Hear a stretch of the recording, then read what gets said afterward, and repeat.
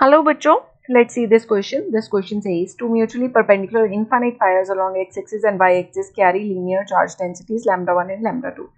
तो x-axis के along एक infinite wire है जिसपे lambda 1 linear charge density है और एक y-axis के along है जिसपे lambda 2 linear charge density है.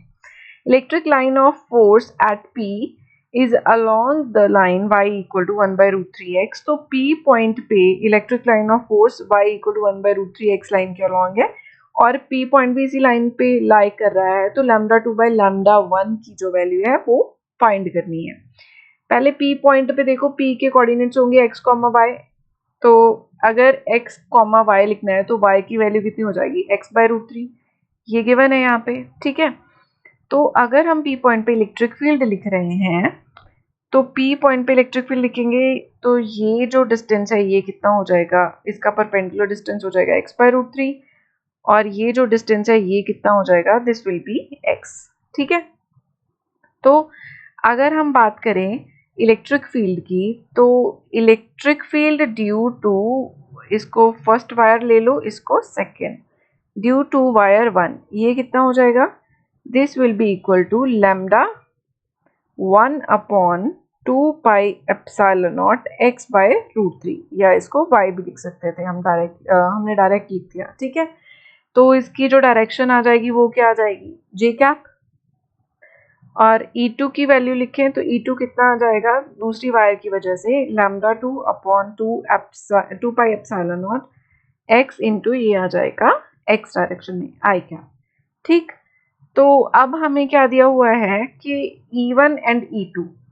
अब हमारे पास नेट इलेक्ट्रिक फील्ड क्या आ जाएगा, नेट इलेक्ट्रिक फील्ड आ जाएगा E1 प्लस E2. ठीक.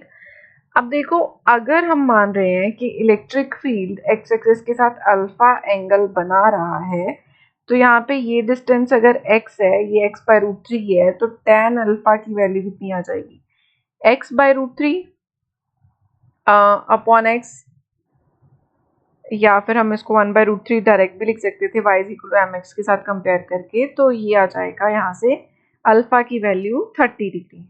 ठीक है. या tan अल्फा की वैल्यू कितनी आ जाएगी, 1 बाय रूट 3. ठीक है.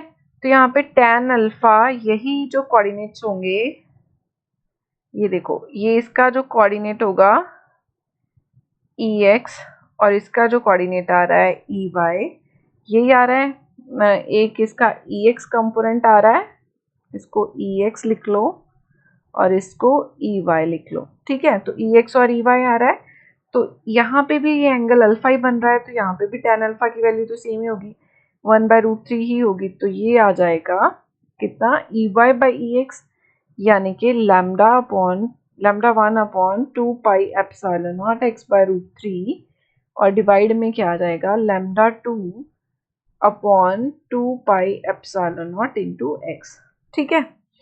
तो अब इसको देखो, सॉल्व कर लो, ये कैंसिल आउट हो जाएगा, ये बचेगा lambda 1 upon lambda 2 into root 3 और ये हो जाएगा 1 बाय रूट 3. तो this implies lambda 1 by lambda 2 is equal to 1 by 3.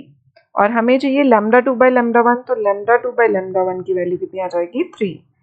ठीक है. तो आंसर हमारा 3 होगा. I hope you understood it well. Thank you.